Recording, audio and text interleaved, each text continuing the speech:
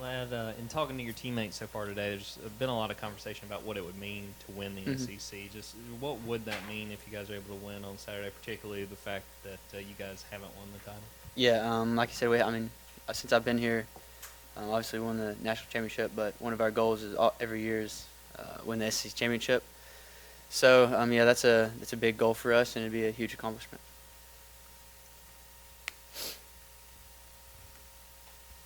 Yeah, Led, what in your opinion, are some of the little things that have held y'all back in the red zone at some points? Or sometimes you're really good, sometimes not as much. And what is keeping y'all from consistency down there in your opinion? Um, yeah, just like execution. I feel like we have a great game plan in. We just got to go out and do it, whether it's not running the best route, whether it's not blocking it right, whether it's not making the right read. Yeah, there's just a bunch of little things that go into it, and that's what we work on every single day. So, yeah, just kind of get back to it, and hopefully. Yeah, just as a follow-up, is it frustrating knowing that there's so many little things keep you from it, or is it encouraging knowing okay, we just did these little bitty things? Yeah, I guess you can say both. Obviously, you want to score touchdowns in the red zone. Like that's the ultimate goal. You don't want to settle for field goals, even though Pod has done a great job. But yeah, you want to score touchdowns. So at times you're like, yeah, we're right there. We can score. But then again, it's like we just put this drive together. We just moved the ball down the field. What's stopping us? So yeah, just kind of like I said, just cleaning those little things up, and I think we can do that. And once we do, it'll be good. Lad, I know this is kind of old history, but I'm curious when I look at your career now and I see you tied for the team lead in receptions and making these special teams play. And a few years ago, you're the guy that was the project that people wondered about. Well, why is he getting a scholarship? What kept you driving forward, and what gave you the confidence that you could come in and play at a program, much less start a program? Going back then and even now, how do you keep that chip? Yeah, just kind of like seeing those guys that were on the field my freshman year, and just like watching them and how much fun they were having, and like how exciting it is to be able to play out there. That's kind of what drove me to just kind of get out there and want to do it. Because no one wants to practice all week and not play. Like it's hard, and that's just some struggles you have to go through when you're a younger guy. And I feel like a lot of guys now aren't wanting to do that. But if you put your head down and grind and just kind of listen to what everyone has to say and just kind of keep doing the little things right, I feel like it eventually pays off for you. What about the confidence, though? You weren't like the biggest or strongest Mhm. guy that we knew of at the time. Yeah. What gave you the confidence to think you could compete?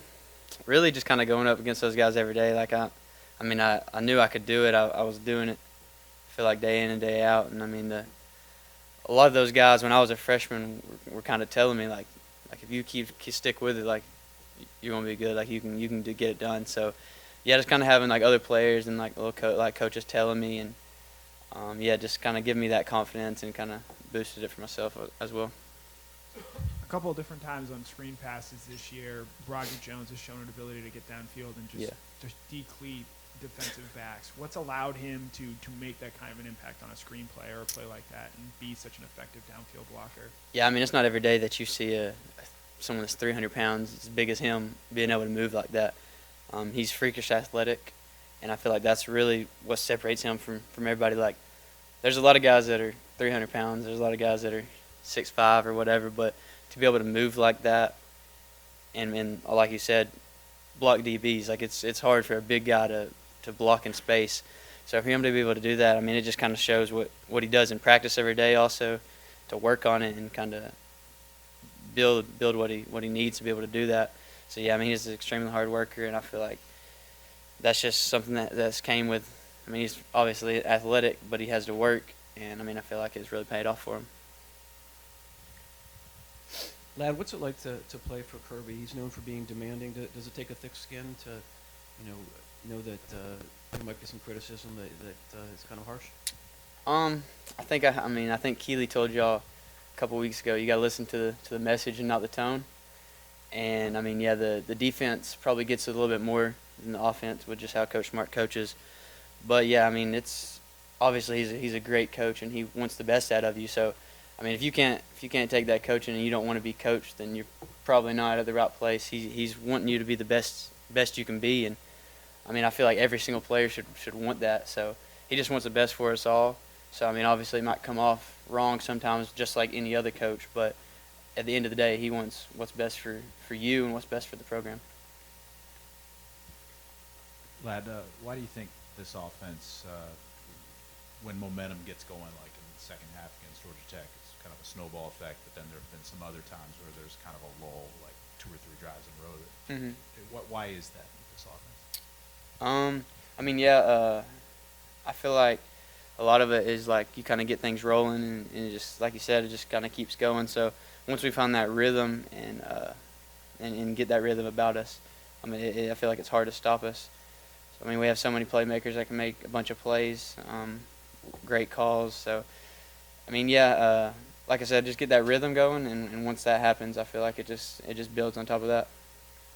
Glad we had a chance to talk to Warren earlier, and he talked about the offensive linemen really kind of challenged themselves to block better in the run game. We've kind of seen that. Yeah. What have you seen from those guys when it comes to run blocking, and just how important is their role in the entire offense? Being Yeah. able to block like that? I mean, yeah, that means so much to those guys up front. Like, they want to be the best O-line in the country. And the thing is, we don't just play 5-0 linemen. Like, we're rotating in all the time. And, I mean, our coaches and them, they don't expect anything to drop when one person comes out and the other one comes in. I mean, it's same standard, and I feel like they've done a great job of that.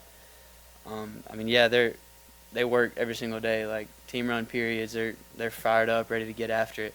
So it's just a testament to how hard they work, and I mean, it really shows. And they want to be the best they can be. So I mean, they're going to go out there and give it their all and do what they need to do. You guys finished 12-0 regular season last year. Same thing this year. How can you kind of compare the feeling heading into the SEC championship game this year versus last year, and maybe how this team maybe feels different heading into it? Yeah, I mean, SEC championships are hard to come by, like we said. Yeah, I mean, I haven't won one since we've been here. A lot of guys have not won one, been in it before, but haven't won it. So, I mean, we know how much of a challenge it is to get to this point, and how much of a challenge it is going to be for the rest of the year. So, yeah, I just really want to go out and take it one game at a time and just put our best foot forward and do what we need to do to get the win.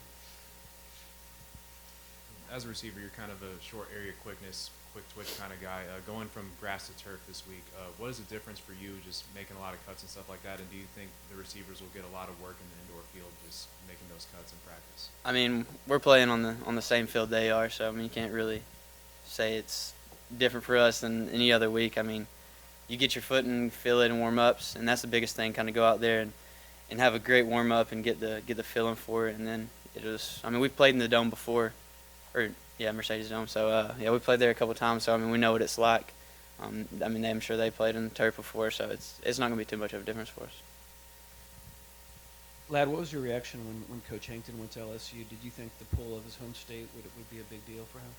I mean, it was probably. I mean, maybe.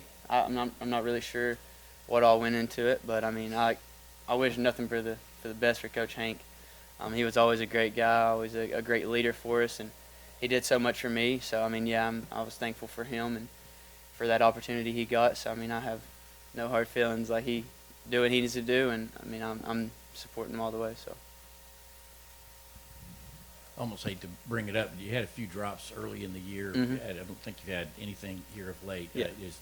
Was there a story there where, you're out at midnight catching on a judge machine, or you changed gloves, or any great things like that? I mean, not really. I mean, obviously get extra catches after practice, like get back to the basics, and that was kind of something I really wanted to do. Just focus on the point of the ball. So yeah, like I don't think it was a lack of ability for me. It was really just kind of not locking in, not seeing it, trying to maybe do something a little bit too much before I caught it. So yeah, just kind of get back to the basics, and I mean, you can't do anything without the ball in your hand. So just being able to focus in and lock in on that, and then once I get it, then make the play. But I mean, that's first priority is catching the ball. So. Let's take one more question, please. When we talked to Coach Smart earlier, he was asked about everything that's put on Stetson in this offense. Just how comfortable are you with, what Stetson's able to do and how he's able to navigate everything that's put on him as the quarterback? Yeah, I mean, obviously being the quarterback for any team is a big role. He's done it for 2.5, 3 years now. So, I mean, yeah, he's played in huge games. I know this isn't any different for him. Like, he's been in these moments. He's played in big games like this. So I know he's going to be confident. He's going to come out ready, and I mean we have full faith in him as our quarterback. I talked my way into it here. Now, as an offensive player, when you go inside to a place like Mercedes-Benz, Mhm. you know what the conditions are going to be like. There's no wind, no rain. Right. The turf is the same. Does that give you guys in any certain way like extra confidence? Could you like be more aggressive, for example, something like that, because you know what it's going to be like there in that facility on the field? I mean, I'm not real sure if it's like a different level of how we're gonna play or how we're gonna attack anything. I mean, yeah, I guess that's a question for our coaches, but I mean, yeah, we're just gonna kind of go out and I mean, I know I am, and I know the other players are just gonna go out and attack it like we do every week, and whatever they call, we're the ones that got to go execute it. So yeah, just do our assignment and yeah, just play our game. Yep. Thank y'all.